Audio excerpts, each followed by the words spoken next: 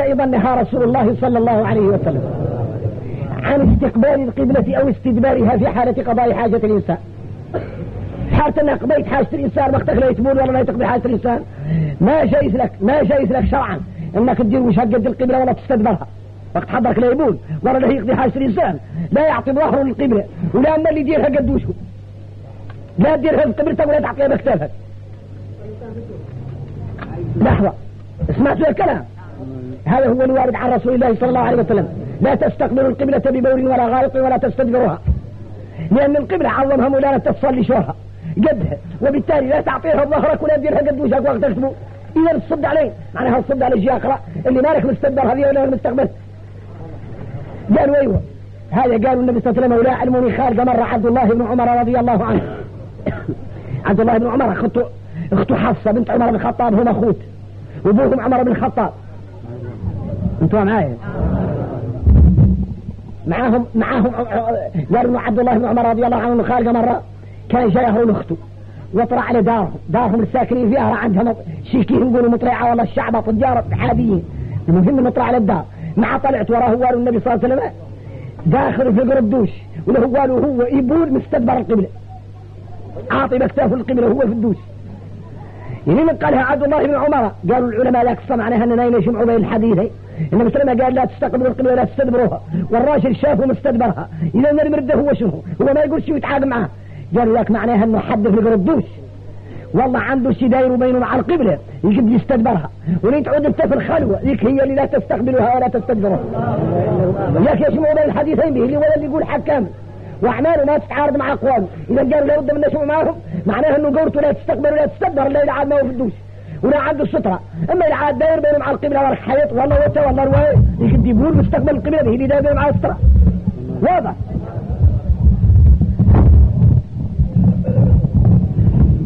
الصوت ما هو فيه.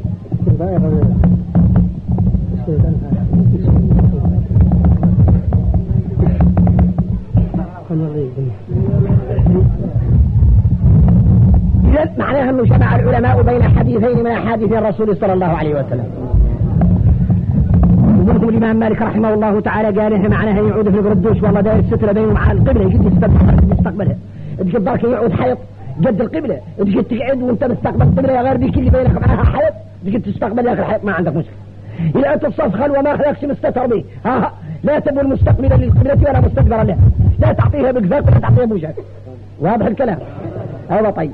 كذلك حنين ما فيه الأسئلة لا حاولي أنا نقول لكم النقاط قلت لكن نقول لكم متخطين ما في سؤال ولا واحد ولا نفس السؤال والله إلا إيه بقى حد لا يفيد به إلا يلهمه هو يوخوي تماش. هو التعليم معناها حد يتكلم والآخر ما يتكلم. أراه إن يفتح لك المجال سول إن يقفوا عنك ما يتكلم. موسى إنين قالوا موسى كريم الله وافضل من خضر مليون مرة، لا قيل انه عبد صالح ومع ذلك اشترط على موسى قالوا العلمك يا غير بشرط ما تسومي مد بها الرقبة اللي يكون ما هو مد بها الرقبة يسمعنا صوتياته ما هو حد قاعد مصنده الفاتحة. سمعتوا؟ إذا معناها لا تستقبلوا القبلة ببول ولا غائط ولا تستدبروها، والقضية فيها لك تفصيل الجنة قضية على النرقة ما تحرفوا من نجاسة ويعذبوا في قبره والعياذ بالله. قال احترسوا من البول فإن عامة عذاب القبر منه، وهذا أمر خطير نعوذ بالله.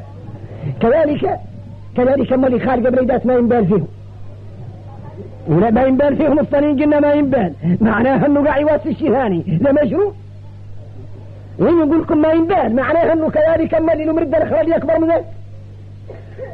واضح؟ البول ليك ما معناها أنه لا البول معناها أن البول وقضاء حاجة الإنسان ونصف كامل ما يعدل في البيدات. شنو هما؟ بيدة كاملة فيها الظل ولا الصدراء ما ينبال فيه وولي الحياة ما ينبال فيه، وبليدة تخرج لها الناس الزمن اشتد والشمس تحرقها ما ينبال فيه، والصدرايا اللي تثمر معناها فيها شيء ينتكل ما ينبال تحتها النخلة، والصدر اللي فيه النبك والبليدة فيها العلك شيء كامل يؤذي الناس بحيث لا جاءت الدور ذيك ثمرة الحقاق التباين ولا معدل واقرة. هذا مناه ملعون. قال النبي صلى الله عليه وسلم اتقوا الملاعن معناها السوق من الاشياء اللي تعالى عليه، منها الصدراء اللي تثمر ومنها الظل اللي تقعد فيه الناس والبليده اللي تدور فيها الشمس تحرقها، والمبدية اللي تخاو منها الناس، والبليدة اللي تسقع عندها الناس، والمبدية الطريق بليدة تجتمع فيها الناس، ولا طريق الناس، ولا شيء يتكل، ولا شيء يشرب، ولا غير ذلك من الأمور تتضرر بها الناس. ما شايف لك أبدا تقول فيها لا تقضي حتى رنسة، واللي يتعدى لها تعود عرفت نفسك لأن يلعنك الناس. يتم الله اللي شافه يقول الله يلعن يا منادم اللي ضر بينا من أعلى سمعتوه ولا ما سمعتوه؟ يا هاي بعض النقاط يقع أكثركم من هذا. يا اخترت تنبه على بعض النقاط اللي هي مادة تحت. كذلك قلت لكم البارح وبعض منكم يقدروا الناس مكن منه المرقة إلى عاد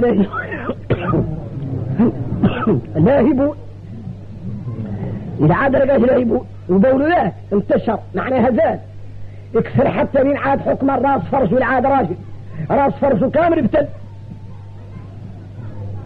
ابتد حتى بول كبير. هذا قلت لكم البارح يعلمكم نذكر أنه لا بد من الماء ومن العودان والحشار والشيء ما ينفع فيه.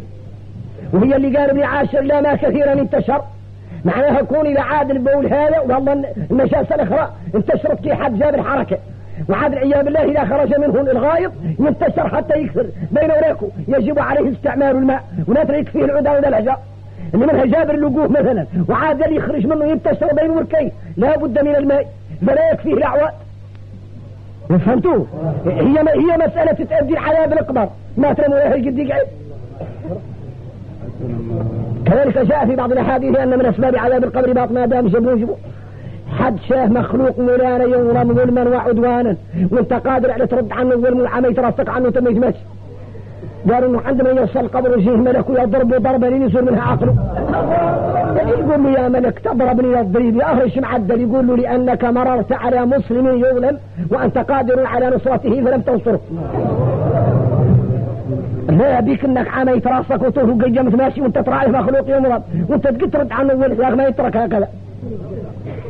هذا رضاكم بعد يخلع اللي كم من إنسان يعود قادر وعنده وجاهه وكذا وراعي في الدنيا تلوى وتمرض وهو لو أنه نهار والله صد والله كذا يقد يسلك ويقد يرتد عنه ظلم ويلك يتخلي يا شفت اثنين متضايقين وواحد لا يقتل الآخر وانت قادر على ترد عنه يمين يكتروا ولا يدمكم وانت قادر على ترد عنه تعود ضامن يوم القيامة. إن قال له شات عليك الروح يا مولانا شات علي أخباري هو كاتر فلان إن قالوا لي أنك انت قادر على فلان وشفته لا يقتل يا كامل مرك ما ترد عنه. فهمتوه؟ هذا اللي علي الله بلغ لكم ما استطاع ورياه إن جابروا بين يدي الله راشم المولانا إن شاء الله يعودوا ما هم دلين عيني العودين قلت لكم بعد وقلت لكم بالحسانية وكلكم قال أيوة زين واضح أيوة توه واضح وراها جات وراها بتسلسلة لا عرش لا يقول المولانا جاءكم النذير ما وراها يكون فذوقوا فما للظالمين من نصير. الساعة اللي تنتظر ما وراها ما هو يشوف لك لو توه لا سمعته والخبر وصلك لا يا غير ما راضي لك فيش الليلة هنا بدو بالوصل هنا بدو الليلة بالوصل. بسم الله. فروض الغسل قصد مستدق فصل تقعد ترصف ما غشك. فصل فروض الغسل قصد يحتضر معناها فصل معناها هذا باب شديد ما نقدر قرينا لكم هو الفصل تنقال له. ايوه فصل فروض الغسل معناها الليلة هنا بدء في الفرائض الامور اللي لا بد منها في الصحو. فصل فروض الغسل قصد يحتضر معناها اول شيء من فروض الغسل عاد لا يستحم عليه الجنابة اول شيء واجب عليه النية هذه ما سابقها الشيء مثل الاعمال بالنيات وما دامت الاعمال بالنيات يعرف انت اللي كامل في النية اسوان قالت لك وسوان قالت لك قال ان اول شيء واجب من الصحوح هو شيء قالوا النية معناها واجب عليك عند منين تقيم ماشي عندك ويها تنوع لن الصحوم واجب عليك والله تنوى به انك رافع به عنك الحدث الاكبر اللي هو الجنابه لا نفس النية بين الفتنة جبنا ولينوي رفع حدث ومفترض واستباحة لممنوع العرض هي نفس الكلام اللي قصوها عليها انك تعود تستحم واجب عليك تنوى انك الصحوم واجب عليك يمين ما تنواها تعود لها كيف تحد النهار حامي بوطوه بالرجل بارغة تعود لها نهار حامي وقباط كبيت اللي في البريقة انها تتقدم وتقول وانا هنصلي ان قال لك لان نيتك بيت كانت الصحوم مستبرد وهذه النية لا تكفيك ولا تعبد الله بها لأنها باترية النية ما فيها واضح. هو اللي دخل كلا صام رمضان يدور به الصحة لأنه قال له